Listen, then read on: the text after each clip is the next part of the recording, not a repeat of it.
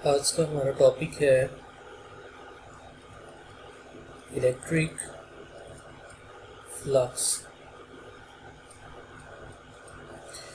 Flux जो है इसका मतलब होता है फ्लो। इलेक्ट्रिक फ्लक्स जो है इसका क्या मतलब होगा कि हम चूँकि चैप्टर नंबर 12 के अंदर इलेक्ट्रोस्टैटिक्स के बारे में पढ़ रहे हैं, यानी कि ऐसे चार्जेस के बारे में जो कि रेस्ट की हालत में पाए जाते हैं। तो उन चार्जेस के बारे में हमने ये देखा कि फ़र्ज़ करें कि हमारे पास कोई भी एक पॉजिटिव चार्ज है। इस पॉजिटिव चार्ज के अंदर से इलेक्ट्रिक फील्ड लाइंस जो हैं ये आउटवर्ड डायरेक्शन में निकलती हैं। अब फ़र्ज़ करें कि अगर ये हमारे पास एक पॉजिटिव चार्ज है और इसके अंदर से electric field lines outward direction में निकल रही हैं, अगर हम इसके सामने कोई भी एक पेज या कोई भी एक सरफेस रखेंगे तो जाहिर सी बात है कि ये इलेक्ट्रिक फील्ड लाइंस जो हैं वो इस पेज के अंदर से भी पास करेंगी। तो जितनी number of electric field lines किसी भी सरफेस के अंदर से पास करती हैं उसको हम कहते हैं उसका इलेक्ट्रिक फ्लक्स। यानी कि इसका ये मतलब हुआ the number of electric field lines passing through certain area. तो इसको हम कैसे डिफ़ाइन कर सकते हैं? इसकी हम डेफिनेशन लिख सकते हैं the number of electric field lines passing through certain area। किसी भी एरिया के अंदर से जो जितनी number of electric field lines pass कर रही हैं उसको हम कहते हैं उसका इलेक्ट्रिक फ्लक्स। जैसे इस वाली एग्जांपल में आप देख सकते हैं कि 1, 2, 3 एंड 4 लाइंस जो हैं वो इसके अंदर से पास कर रही हैं। तो हम कह सकते हैं कि इस सरफेस का जो इलेक्ट्रिक फ्लक्स है वो कितना पाया जाता है, 4। अब इस इलेक्ट्रिक फ्लक्स की मदद से हम ये भी पता लगा सकते हैं कि किसी भी जगह की इलेक्ट्रिक फील्ड इंटेंसिटी जो है वो कितनी पाई जाती है। जैसे फ़र्ज़ करें कि हमारे पास अगेन एक पॉजिटिव चार्ज है जिसके अंदर से इलेक्ट्रिक फील्ड लाइंस जो हैं वो आउटवर्ड डायरेक्शन में निकल रही हैं। हमने इसका कुछ पोर्शन जो है वो कंसीडर कर लिया। अगर फ़र्ज़ करें कि हमारे पास एक छोटी सरफेस पड़ी हुई है तो आपको नज़र आ रहा है कि इसके अंदर से जस्ट 2 लाइंस पास करेंगी। लेकिन अगर फ़र्ज़ करें कि हम कोई भी बड़ी सरफेस जो है वो यहाँ पे रख देते हैं तो इसके अंदर से जो number of electric field lines हैं वो ज़्यादा भी पास कर सकती हैं। आप देख सकते हैं कि इसके अंदर से 4 लाइंस पास कर रही हैं और इसके अंदर से 2 लाइंस पास कर रही हैं। तो इसका मतलब ये हुआ कि हम इलेक्ट्रिक फील्ड लाइंस की मदद से या इलेक्ट्रिक फ्लक्स की मदद से ये भी पता लगा सकते हैं कि किसी भी सरफेस के अंदर से कितनी लाइंस पास हो रही हैं और उसकी इलेक्ट्रिक फील्ड स्ट्रेंथ जो है वो कितनी है। जैसे अगर हम देखें तो जो हमारे पास ये वाली सरफेस है फर्स्ट वाली, इसके अंदर से जस्ट 2 लाइंस पास हो रही हैं। तो जाहिर सी बात है कि इसकी इलेक्ट्रिक फील्ड स्ट्रेंथ कम है। और इसके अंदर से 4 लाइंस पास हो रही हैं तो इसका मतलब है कि इसकी इलेक्ट्रिक फील्ड स्ट्रेंथ जो है वो क्या है, ज़्यादा। तो इसका मतलब है कि जितनी ज़्यादा लाइंस किसी भी एरिया में से पास होंगी उतना ही उसका फ्लक्स ज़्यादा होगा और उतनी ही उसकी इलेक्ट्रिक फील्ड की स्ट्रेंथ भी ज़्यादा पाई जाएगी। अब यहाँ से हम इसके फार्मूला की तरफ आते हैं कि इलेक्ट्रिक फ्लक्स का फार्मूला जो है वो कैसे ड्राइव किया जा सकता है। याद रखें इलेक्ट्रिक फ्लक्स जो है इसको हम शो करते हैं फाई के साथ। ये ग्रीक लेटर है जिसको हम फाई कहते हैं और इसके साथ हम ई भी लिखते हैं। फाई ई का मतलब है इलेक्ट्रिक फ्लक्स और it is the dot product of electric field vector and area vector. तो याद रखें कि हम इसको मैथमेटिकली कैसे शो कर सकते हैं कि इलेक्ट्रिक फ्लक्स जो है ये असल में डॉट प्रोडक्ट होता है इलेक्ट्रिक फील्ड वेक्टर का और एरिया वेक्टर का। अब यहाँ पे आपको ये पता होना चाहिए कि ये दोनों चीज़ें जो हैं ये क्या हैं। इलेक्ट्रिक फील्ड वेक्टर तो आपके सामने है कि जिस डायरेक्शन में इलेक्ट्रिक फील्ड लाइन होगी उसी डायरेक्शन में इलेक्ट्रिक फील्ड वेक्टर होगा। अब एरिया वेक्टर क्या होता है ये चीज़ समझनी जो है ये बहुत ज़रूरी है आपके लिए। ये फ़र्ज़ करें कि हमारे पास कोई भी एक सरफेस है। अब इस सरफेस का कोई ना कोई एरिया जो है वो आपको नज़र आ रहा है। एरिया एक स्केलर क्वांटिटी है और एरिया वेक्टर जो हमने यहाँ पे लिया हुआ है ये एक वेक्टर क्वांटिटी है। एरिया में और एरिया वेक्टर में क्या फ़र्क होता है? अगर फ़र्ज़ करें कि ये आपके पास एरिया है तो इसका एरिया वेक्टर जो है वो इस प्लेन के परपेंडिकुलर डायरेक्शन में पाया जाएगा। तो याद रखें कि एरिया वेक्टर जो है ये एरिया के प्लेन के जो है वो क्या पाया जाता है? परपेंडिकुलर डायरेक्शन में पाया जाता है। अगर हम इस फार्मूला को ओपन करें तो हमने फर्स्ट ईयर में पढ़ा था कि जो डॉट प्रोडक्ट है दो वेक्टर्स का ए डॉट बी, उसको हम लिख सकते हैं ए बी कॉस थीटा। इसी तरह से ई डॉट ए को कैसे लिख सकते हैं? ई ए कॉस थीटा।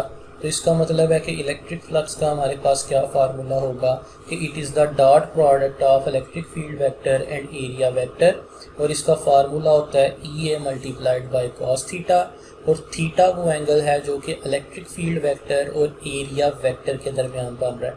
यहाँ पे मैं बार बार आपको जो है वो एरिया वेक्टर के बारे में बता रहा हूँ, तो आपको एरिया और एरिया वेक्टर इन दोनों के दरमियान जो है वो डिफरेंस पता होना चाहिए। अब हम यहाँ पे ये देखते हैं कि किसी भी सरफेस के अंदर से कब इलेक्ट्रिक फ्लक्स जो है ये मैक्सिमम पाया जाता है और कब इलेक्ट्रिक फ्लक्स जो है ये मिनिमम पाया जाता है। तो सबसे पहले जो है वो नंबर 1 हम ये देखते हैं कि इलेक्ट्रिक फ्लक्स जो है इसकी वैल्यू मैक्सिमम यानी कि ज़्यादा से ज़्यादा जो है ये कब पाई जाती है। फ़र्ज़ करें कि हमारे पास कोई भी एक सरफेस है जिसका एरिया जो है वो ऐसे पड़ा हुआ है और इसके अंदर से इलेक्ट्रिक फील्ड लाइंस जो हैं ये पास हो रही हैं। ये आपको नज़र आ रहा है कि ये इसकी इलेक्ट्रिक फील्ड लाइंस हैं। इसको हम इलेक्ट्रिक फील्ड वेक्टर की सूरत में भी शो कर सकते हैं।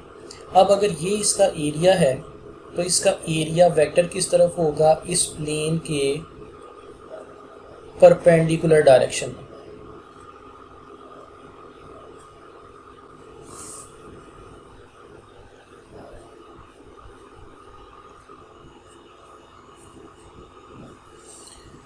अब ये आपको यहाँ पे नज़र आ रहा है कि हमारे पास दो वेक्टर मौजूद हैं, एक इलेक्ट्रिक फील्ड वेक्टर है और दूसरा एरिया वेक्टर है। अगर आप देखें तो एरिया इलेक्ट्रिक फील्ड वेक्टर के परपेंडिकुलर है, लेकिन area vector electric field vector के साथ पैरेलल है। तो इस केस में हमारे पास फ्लक्स का क्या फार्मूला बनेगा? ई ए मल्टीप्लाइड बाय कॉस थीटा। अब यहाँ पे हम देखते हैं कि थीटा जो है वो कौन सा एंगल है? थीटा वो एंगल है जो कि इलेक्ट्रिक फील्ड वेक्टर और एरिया वेक्टर के दरमियान बन रहा है। इस केस में इलेक्ट्रिक फील्ड वेक्टर और एरिया वेक्टर के दरमियान बनने वाला एंगल क्या है? 0 डिग्री। तो अगर हम यहाँ पे 0 डिग्री पुट करें तो ये फार्मूला आएगा ई ए कॉज ऑफ 0 डिग्री। तो इस केस में हमारे पास जो फ्लक्स है वो क्या निकल आएगा? Maximum.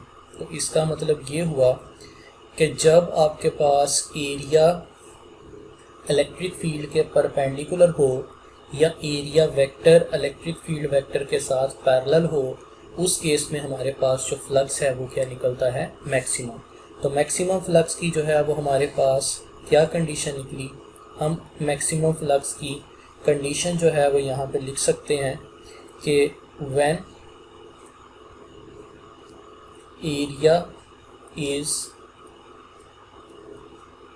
perpendicular to electric field vector or when area vector is parallel to electric field vector। यहाँ पे आपने जो है वो इन दोनों चीज़ों के ऊपर जो है वो गौर करना है। यहाँ पे मैंने जस्ट एरिया लिखा है और यहाँ पे मैंने एरिया वेक्टर लिखा है। एरिया और एरिया वेक्टर इन दोनों के अंदर जो है वो डिफरेंस पाया जाता है। तो जब एरिया इलेक्ट्रिक फील्ड वेक्टर के परपेंडिकुलर होगा उस वक्त आपका फ्लक्स जो है वो मैक्सिमम होगा, या फिर जब area vector electric field vector के पैरेलल होगा। अब हम नेक्स्ट जो है वो ये देखते हैं कि कब इलेक्ट्रिक फ्लक्स जो है ये मिनिमम पाया जाता है, यानी कि कम से कम या ज़ीरो जो है ये कब पाया जाता है। तो फ़र्ज़ करें कि ये हमारे पास कोई भी एक एरिया है जो कि ऐसे नीचे पड़ा हुआ है और इसके ऊपर से ये इलेक्ट्रिक फील्ड लाइंस जो हैं ये पास कर रही हैं। ये आपके पास इलेक्ट्रिक फील्ड लाइंस है। अब देखिए ये एरिया है, इसका एरिया वेक्टर जो है वो क्या होगा? प्लेन के परपेंडिकुलर, यानी कि इस प्लेन के परपेंडिकुलर डायरेक्शन में। आप देख सकते हैं कि एरिया वेक्टर और इलेक्ट्रिक फील्ड वेक्टर ये दोनों ही एक दूसरे के परपेंडिकुलर हैं। तो अगर हम यहाँ पे फ्लक्स का फार्मूला यूज़ करें तो अगेन वही फार्मूला है EA multiplied by cos theta. इस केस में हमारे पास जो है वो थीटा किसके बराबर आ रहा है, आपको क्लियरली नज़र आ रहा है कि थीटा है 90 डिग्री। तो हम यहाँ पे 90 डिग्री पुट करेंगे तो ये हमारे पास फ्लक्स जो है वो इसका क्या निकल आएगा, 0। और वैसे भी आपको नज़र आ रहा है कि कोई भी लाइन इन चारों में से इस एरिया के अंदर से पास नहीं कर रही। तो जब कोई लाइन ही इस एरिया में से पास नहीं कर रही तो इसका मतलब है कि इसका फ्लक्स भी क्या है, 0।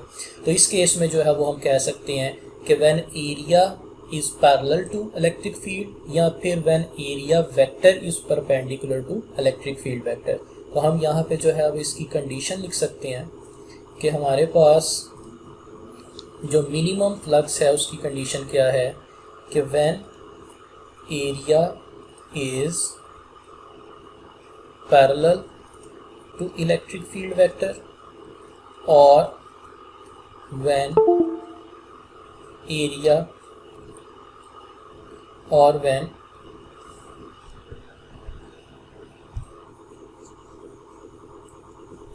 Vector is perpendicular to electric field vector. तो इसका मतलब ये हुआ कि जब एरिया इलेक्ट्रिक फील्ड वेक्टर के साथ पैरेलल हो या एरिया वेक्टर इलेक्ट्रिक फील्ड के साथ परपेंडिकुलर हो तब आपके पास जो फ्लक्स है वो क्या निकलता है, मिनिमम। आप यहाँ पे क्लियरली देख सकते हैं कि मैंने अगेन एरिया और एरिया वेक्टर इन दोनों को जो है वो डिफरेंट तरीके से शो किया है। एरिया और एरिया वेक्टर ये दोनों ही एक दूसरे के ऑपोजिट होती हैं। अगर एरिया इलेक्ट्रिक फील्ड वेक्टर के पैरेलल होगा तब भी फ्लक्स मिनिमम होगा और जब area vector electric field vector के परपेंडिकुलर होगा तब भी इलेक्ट्रिक फ्लक्स मिनिमम होगा। तो दोनों कंडीशंस में जो है ये मिनिमम पाया जाता है।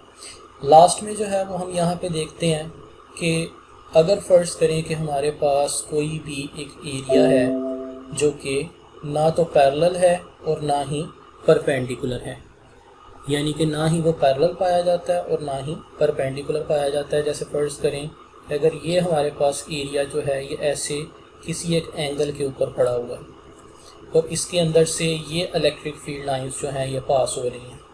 अब आप देख सकते हैं कि ये इलेक्ट्रिक फील्ड लाइंस हैं और ये आपके पास जो है वो एरिया वेक्टर है और इलेक्ट्रिक फील्ड लाइन और एरिया वेक्टर के दरमियान एक एंगल बन रहा है थीटा।